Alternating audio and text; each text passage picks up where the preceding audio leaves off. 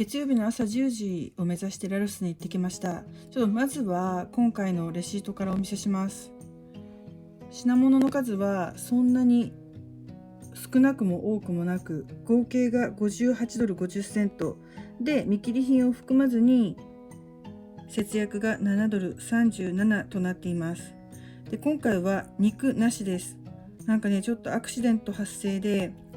行ったら魚コーナーも肉コーナーも全部空でした。で、何これ、私の知らない間にみんな備蓄してると思ってお店の人に聞いてみたら、冷蔵庫が完全に壊れてですね、全部廃棄したそうです。だからダンプスターダイビングしてる人たちは今ラルフスに行きなよと思いながら、私は他のものを買って帰ってきました。